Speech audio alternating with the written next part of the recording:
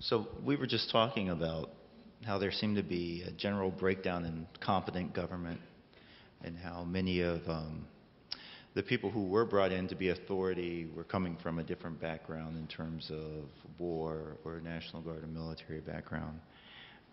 Sister Sarah, you're someone who worked directly with people in need of assistance. What's your impression of the general treatment of people in need at that time? Well, first of all, I think the United States has two great sins, and the first is racism, and the second is classism.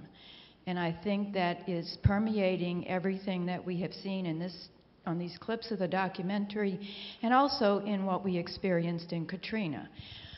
We all have a fear of people who are not like us, and that makes us fearful to help sometimes people who are not like us. But really, people are like us. Everybody had the same needs at that time. You know, the people who were wealthy, who had property that was damaged, hired stormtroopers to watch their property because they were just like the other people, but they could hire people to do that. And so I think the fact that there's such social injustice is why we believed so readily the rumors about crime and about looting and murder and rape and everything that we would always kind of put in our mind as to, well, that's what they do. And so I think it definitely played a huge role here. Not deliberately, but it's what happened before Katrina and what has happened in our country, excuse me, for years and years and years and centuries before.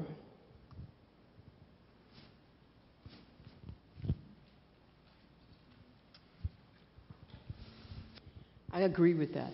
And I think what I would say about it is that all the way, the inequities have to do with poverty also.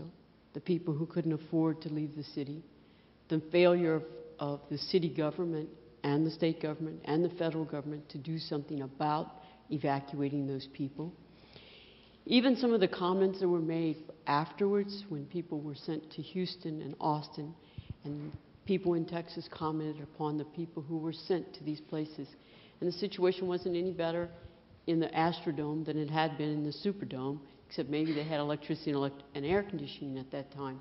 But there's still this sense of people who are very poor not being treated fairly. And I have to agree with Sarah that those are the two great sins of our country, classism and racism. And unfortunately, I don't think it just exists in New Orleans. I think Katrina let people see what did exist in New Orleans. And now New Orleans has a chance to rectify some of that, and the question is whether or not we will. Yeah, I mean, and if there's one major theme in 20th century American literature, it's this theme of displacement, this sense of people being moved from one place to another against their will or against, in terms of circumstances beyond their control. And I think we usually prefer to think that this only happens to other people someplace else. You can take the mid-century Europe for one example, and the way in which American writers in the middle of the 20th century tried to understand or respond to the great displacements of people and all sorts of different metaphorical senses of the term displacement. And there was this attempt to suggest that this doesn't only happen to other people in other places.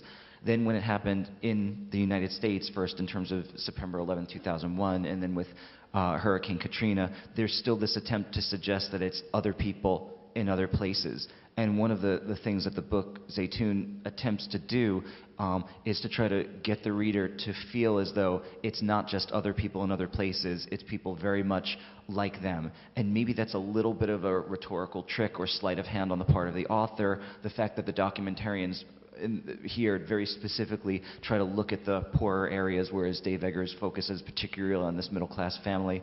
I think that the result is very important, though, which is to build a strong sense of both sympathy and empathy. And if there's a third theme that I would add to the war on terror, which the book addresses, or Hurricane Katrina, which of course the book addresses, it's the tremendous shift in terms of this disparity between rich and poor in the United States during the same period in the 2000s in which the book is addressing. So by focusing on the particular story of this particular family, who is in many ways very much like many readers, and then in other ways very much unlike other readers, we really get a very strong sense of the entire period or the entire decade, as opposed to, on the one hand, that it's just about them.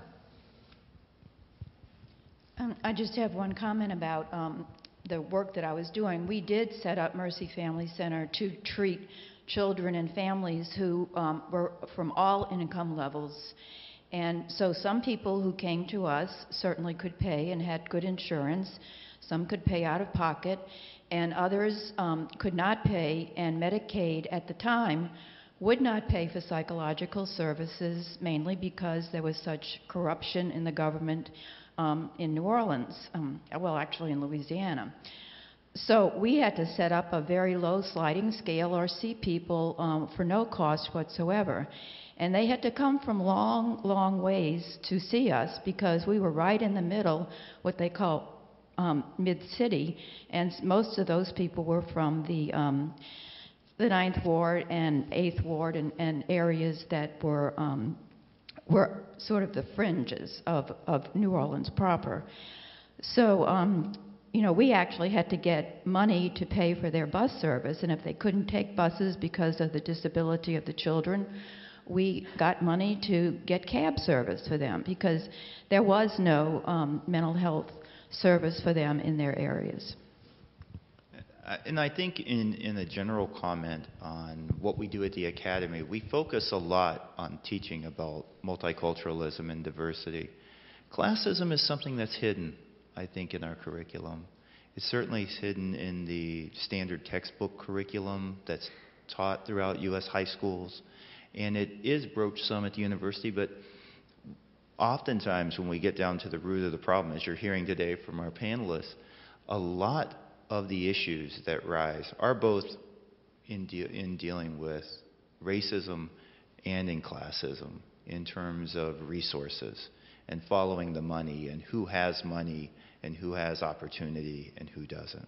And I think that's something as a university community we need to seriously take into consideration along with the other issues that we focus on in our society.